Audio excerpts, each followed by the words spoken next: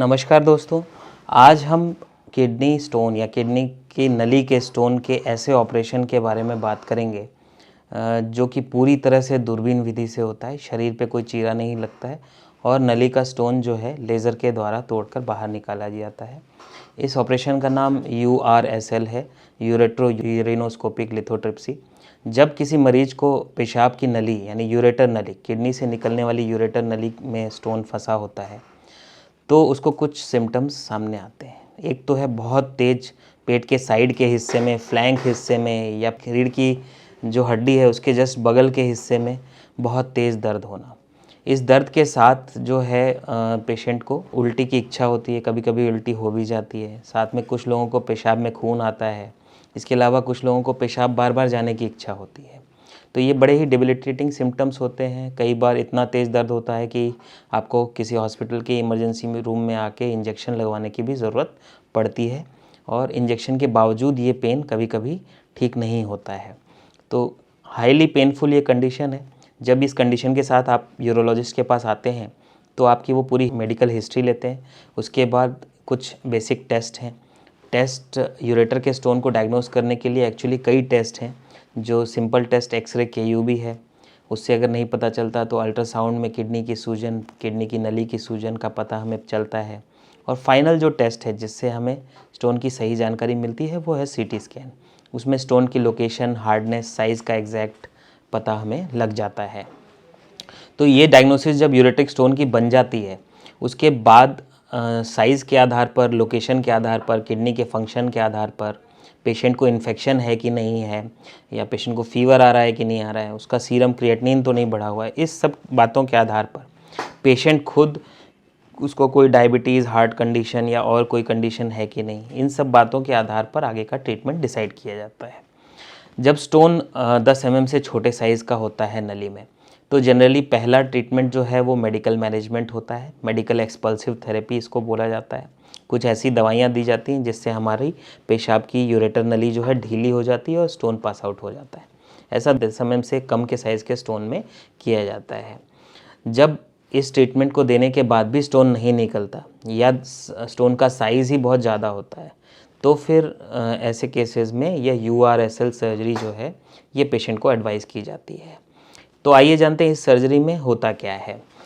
इस सर्जरी में हमारे जो पेशाब का नेचुरल रास्ता है, जो हमारा मूत्र मार्ग है, जो हमारे पेनिस से यूरिन आ रहा है, उसी रास्ते में ऐसी पतली सी एक सेमी रिजिड यूरेट्रोस्कोप, यह एक दूरबीन होती है, पतली सी लंबी दूरबीन होती है, लगभग 45 सेंटीमीटर इसकी लेंथ होती है। यह दूरबीन जो है हमारे पेशाब के रास्ते से होते हुए, पेशाब की थैली से होते हुए किडनी की यूरेटर नली में पहुंचती है और इसका टिप जो है स्टोन के जस्ट पहले रुकता है। वहाँ पे इसके अंदर कुछ स्पेशल चैनल दिए गए होते हैं, उसी से एक पतली सी सिलिका फाइबर जो है अंदर जाती है और वो टिप से बाहर निकलती है जस्ट स्टोन के आसपास और फिर इससे लेज़र एनर्जी स्टोन को डिलीवर की जाती है। वो स्टोन को छोटे छोटे भागों में विभाजित कर देती है। इस स्टोन को जब इस प्रकार तोड़ लिया जाता है तो फिर हम इन स्टोन के टुकड़ों को कुछ स्पेशल इंस्ट्रूमेंट के ज़रिए निकाल सकते हैं। एक ऐसा इंस्ट्रूमेंट है या यूरेट्रोस्कोपिक फोर्सेप। आप देख पा रहे होंगे इसके कुछ ऐसे दांत होते हैं आगे। इस तरह के दांत जो है ये स्टोन के फ्रैगमेंट्स को कैच कर लेते हैं और यह इंस्ट्रूमेंट जो है इसी यूरेट्रोस्कोप के अंदर चला जाता है और उन स्टोन के फ्रैगमेंट्स को पकड़ के बाहर निकालने में कामयाब हो पाता है। इसके अलावा एक बास्केट भी होती है, यूरेट्रोस्कोपिक बास्केट, जिससे हम इन फ्रैगमेंट्स को बाहर निकाल सकते हैं। कभी कभी यूरोलॉजिस्ट को ऐसा लगता है कि सॉफ्ट वैरायटी का स्टोन है तो वो ऐसे स्टोन्स को बहुत छोटे पाउडर में तब्दील कर देते हैं। तो ऐसे पाउडर को निकालने की आवश्यकता नहीं होती है। मरीज़ जब इस प्रोसीजर के बाद पेशाब करता है तो अपने आप यह पाउडर जो है हमारे पेशाब के रास्ते से निकल जाता है। तो जिन मरीजों में किडनी का फंक्शन ख़राब रहता है या फीवर आ रहा होता है उनमें शुरुआत में इस तरह के एक DJ स्टेंट होती है। एक ये 26 सेंटीमीटर की पतली सी प्लास्टिक की ट्यूब होती है जो कि किडनी में रख दी जाती है। किडनी से लेके पेशाब की नली को होते हुए ये पेशाब की थैली तक ये ट्यूब अंदर चली जाती है और इस ट्यूब से ये होता है कि हमारे किडनी का जितना भी पस है, इन्फेक्शन है या पेशाब का प्रवाह है वो एकदम सही हो जाता है और ये सारी गंदगी जो है हमारे शरीर से बाहर निकल जाती है। लगभग 1-2 हफ्ते बाद जब सारा इन्फेक्शन सेटल हो जाता है तब फिर हम ये स्टोन का ऑपरेशन करते हैं। तो आइए जानते हैं कि जब इस ऑपरेशन के लिए आप हॉस्पिटल में यूरोलॉजिस्ट के पास आ रहे हैं तो आपके साथ क्या-क्या होता है, व्हाट कैन यू एक्सपेक्ट।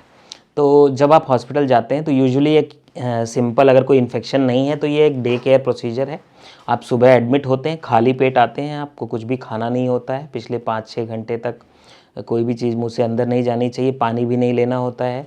और फिर आप हॉस्पिटल में एडमिट होते हैं। शुरुआत में कुछ टेस्ट रन किए जाते हैं, कुछ ब्लड टेस्ट होते हैं, यूरिन टेस्ट होते हैं, छाती का एक्सरे, ईसीजी इत्यादि किया जाता है।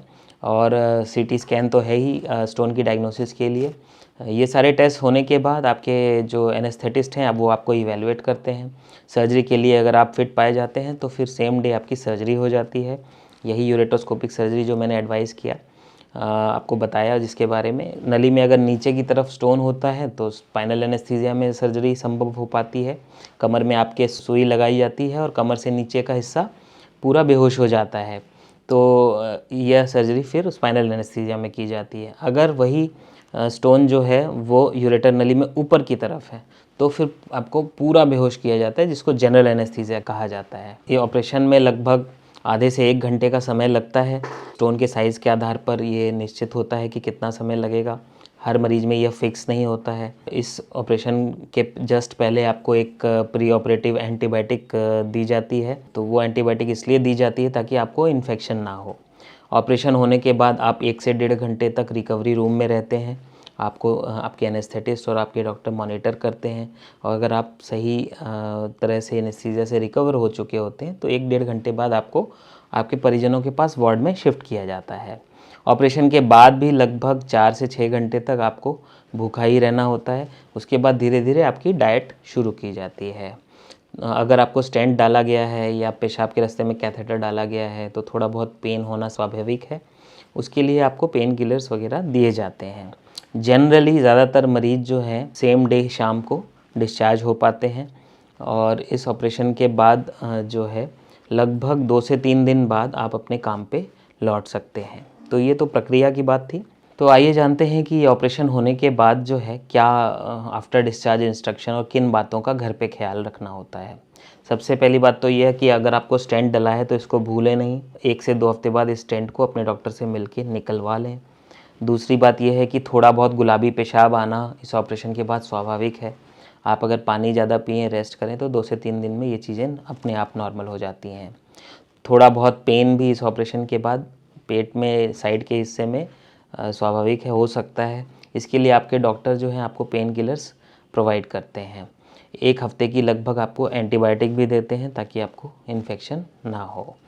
यूजुअली 2 से 3 दिन बाद आप पूरी तरह रिकवर हो चुके होते हैं, और अब जैसे जैसे आप बेटर फील करें आप अपने काम पे वापस लौट सकते हैं।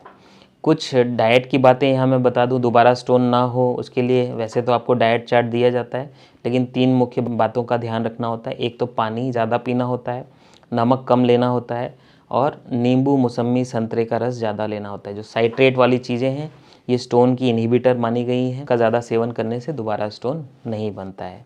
तो इस ऑपरेशन के बारे में आज इतना ही। धन्यवाद।